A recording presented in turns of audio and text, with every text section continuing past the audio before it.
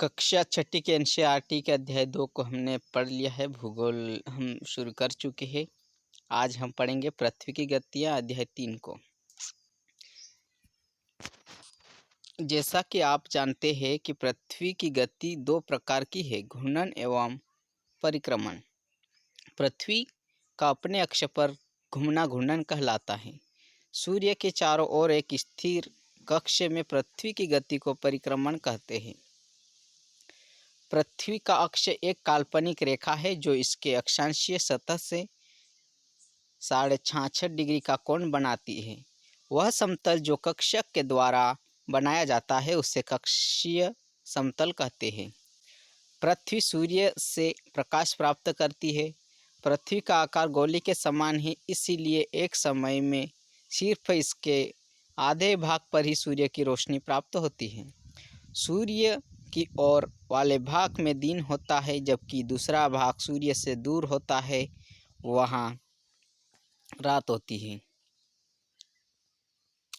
Globe पर वृत्त जो दिन तथा रात को विभाजित करता है उसे प्रदीप्ति वृत्त कहते हैं। यह वृत्त अक्ष के साथ नहीं मिलता है, जैसा कि आप चित्र में देख सकते हैं। पृथ्वी अपने अक्ष पर एक चक्कर पूरा करने में लगभग 24 घंटे का समय लेती है। घूर्णन के समय काल को पृथ्वी दिन कहा जाता है। यह पृथ्वी की दैनिक गति है।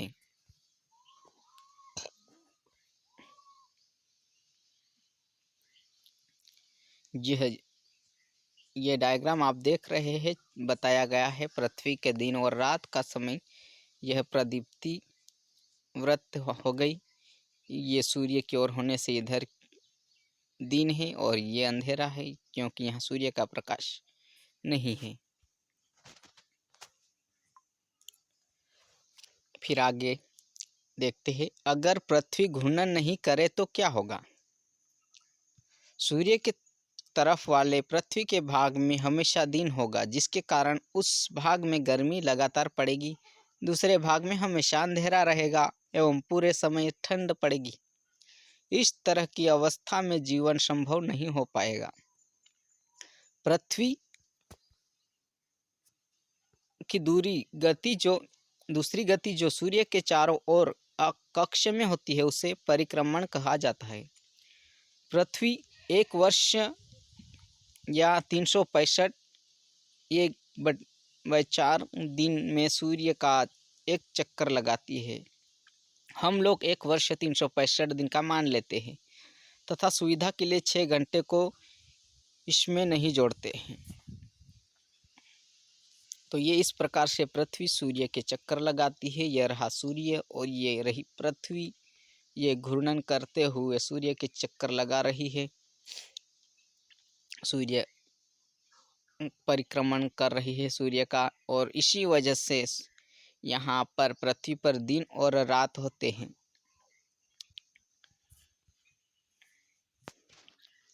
चार वर्षों में प्रत्येक वर्ष के बचे हुए 6 घंटे मिलकर एक दिन यानी 24 घंटे के बराबर हो जाते हैं।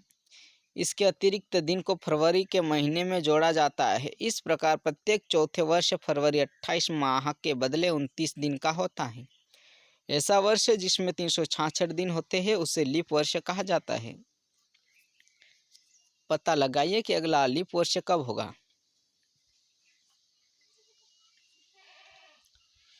पृथ्वी दीर्घवृत्ताकार पथ पर सूर्य के चारों ओर चक्कर लगाती है। ध्यान दीजिए कि पृथ्वी पूरे कक्ष में एक ही दिशा में झुकी हुई है। सामान्यतः एक वर्ष को गर्मी, सर्दी, वसंत एवं शरद ऋतुओं में बांटा जाता है।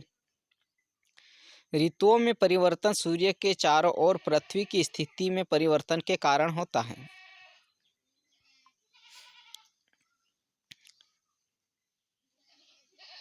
चित्र में आपने देख चुके हैं कि 21 जून को उत्तरी गोलार्ध सूर्य की तरफ झुका हुआ है। सूर्य की किरणें कर्क रेखा पर सीधी पड़ती है। इसके परिणाम स्वरूप इस क्षेत्र में ऊष्मा अधिक प्राप्त होती है। ध्रुवों के पास वाले क्षेत्र में कम ऊष्मा प्राप्त होती है, क्योंकि वहां सूर्य की किरणें तिरछी पड़ती हैं। उत्तर ध्रुव सूर्य की तरफ झुका होता है और उत्तरी ध्रुव रेखा के बाद वाले भाग पर लगभग 6 महीने तक लगातार दिन रहता है। चूँकि उत्तरी गोलार्ध के बहुत बड़े भाग में सूर्य की रोशनी प्राप्त होती है, इसीलिए विषुवत वृत्त के उत्तरी भाग में गर्मी का मौसम होता है। 21 जून को इस क्षेत्र में सबसे लंबा दिन तथा सबसे छोटी रात होती है। पृथ्वी की इस अवस्था को उत्तर अयनांत कहते हैं। 22 दिसंबर को दक्षिण ध्रुव के सूर्य की ओर झुके होने के कारण मकर रेखा पर सूर्य की किरणें सीधी पड़ती है। चूँकि सूर्य की किरणें मकर रेखा पर लंबवत पड़ती है, इसीलिए दक्षिणी गोलार्ध के बहुत बड़े भाग में प्रकाश प्राप्त होता है। इसीलिए दक्षिणी गोलार्ध में लंबे दिन तथा छोटी रातें वाली ग्रीष्म ऋतु होती है। इसके ठीक विपरीत स्थिति उत्तरी गोलार्ध में होती है। पृथ्वी की इस अवस्था को दक्षिण अयनांत कहा जाता है। क्या आप जानते हैं कि ऑस्ट्रेलिया में ग्रीष्म ऋतु में क्रिसमस का पर्व मनाया जाता है। 21 मार्च और 23 सितंबर को सूर्य की किरणें विषुवत वृत्त पर सीधी पड़ती है।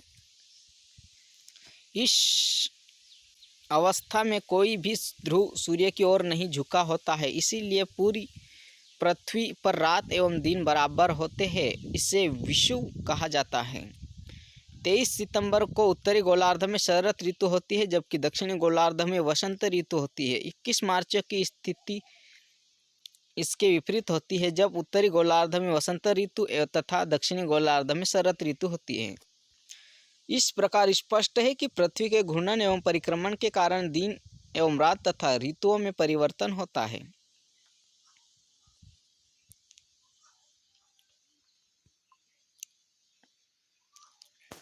तो ये रही पृथ्वी के घूर्णन और परिक्रमण आपने देखा। अब इसमें अभ्यास प्रश्न दिए हुए हैं, आप इनको देख सकते हैं। ऑब्जेक्टिव भी है, सरल वैकल्पिक प्रश्न है, आप इनको देख सकते हैं और हल कर सकते हैं। अब अगले अध्याय में मिलते हैं। धन्यवाद।